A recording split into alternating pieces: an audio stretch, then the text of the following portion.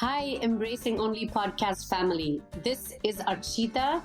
We are introducing impact moments, actionable insights that highlight the best and powerful learning moments and wisdom from our past episodes of incredible guests.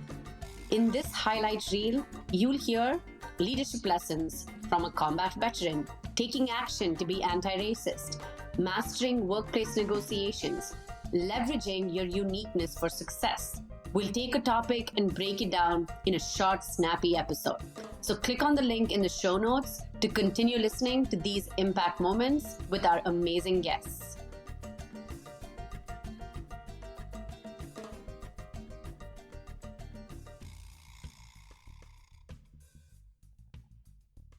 For a lot of us, we get stuck in the corporate machine. We never find our way out of it.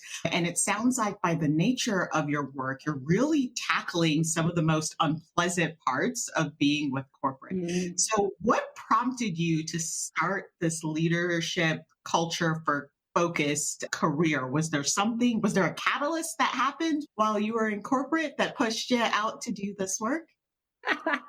I think I never really fit into corporate, to be perfectly honest. And I knew, as long as I can remember, I knew I never wanted to have a 9-to-5 job. I knew I wanted to travel the world. I knew I just couldn't do the typical things expected of me. But I tried, of course, because I drank juice. I went through the factory that we all go through, especially living in North America. So I tried to work in an organization. And one of the first real jobs that I had was as the director of studies at a language academy. And we had gotten to the point where our students, their English language level was just too high anyway. We need to do something else. And it was just pure coincidence, which it drives me nuts because no matter how much you try to plan your life, one small thing, in this case, it was literally an article that I read that changed everything for me. So at the same time that we were trying to think of what else can we do in the academy, I read an article on, my mind wants to go into the depth of the article, but I'll try to zoom out. So the article in general was around cultural differences and how that came into play and led to a lot of plane crashes, I think in the 1970s when different companies were merging. So you had North American Airlines and Korean Airlines merging together. And this is it's a horrible way to discover this, but when they were listening to the black box recordings of the plane crashes, they started to notice there was a difference in not the words being said, but what was being understood between the pilots and the co-pilots. And as they investigated further, they started to realize the pilot from North America has a very direct communication style, whereas the one from South Korea, has a much more indirect communication style, especially since they were co-pilots speaking to the pilot. So power dynamics coming in there. And as I was reading that, I'm like, this makes sense. This makes so much sense. And it made so much sense to me. I realized because of my background of being both Iranian and then also being raised in the United States, I can understand multiple cultures. So from that one article, I was like, I got to do this. This is what I have to get into. I have to learn more about this. So I started to research cultural intelligence. I found as much material as I could, which at that point wasn't so much. It was a fairly new field in the West, in the global minority. And then at that time, there wasn't so much appetite for that kind of content and information and knowledge where I was living in Spain. And a friend said, well, you should get into leadership development because there's all this, everyone wants to do leadership development in corporate. What the hell is this thing of leadership development? And as I'm researching it, I'm like, it's everything and nothing at the same time.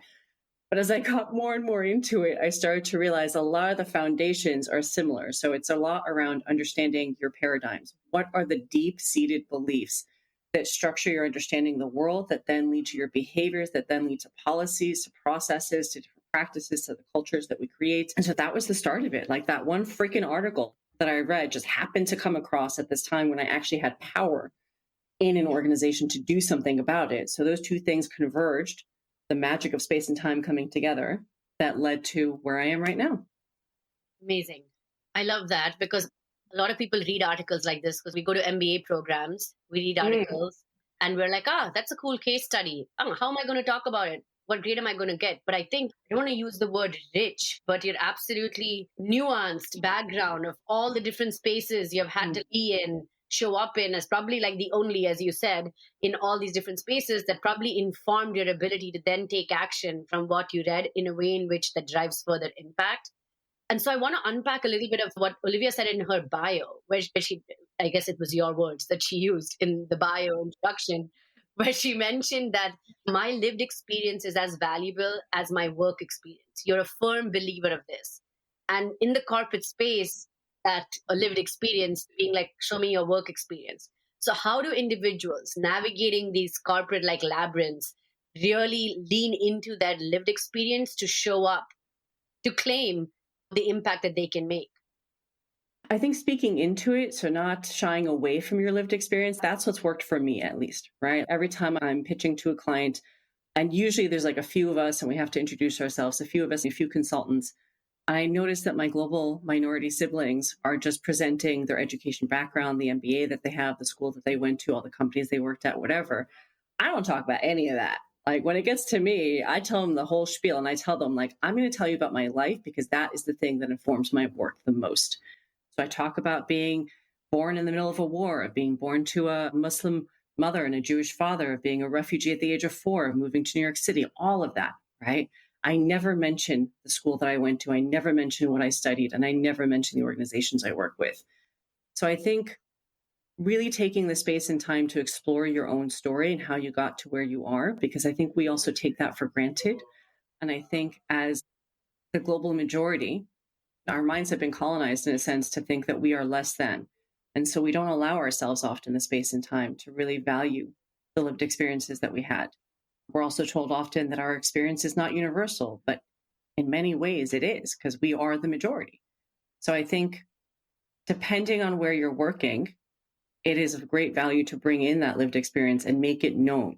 But to do that, what's helped me again is like for the past, I don't know how many years now, like maybe 8 years, practicing what that story is, changing it and shifting as my understanding of my story has changed and shifted. But I will also say that it's a little easier for me to do that because of my proximity to whiteness. I know this is a podcast, folks can't see me, but I'm very white passing. I've got green eyes, I've got much lighter skin. In Europe in general, I'm not seen as something exotic. I'm just seen as something unique and different. And so that does also help. I think it's the part about what is your origin story, understanding that is so critical. I'm absolutely on my journey of figuring that out because contextually, your origin story needs to be delivered different ways, piecemeal differently. And also I've noticed for most folks, just asking that question, tell me about yourself. Like a lot of folks freeze. We just don't know how to answer that. And it should be the easiest thing to answer in the sense that we are the only person who knows our story. We are the only person who knows the full depth and nuance of our own story. So it's taking that time and space and giving yourself credit that your lived experience is valuable. Mind you, I also personally think that, like, how do I say this in a way that is not triggering? I don't believe in formal education. I don't believe that is the best thing out there. I don't think that's a measure of our worth or our value.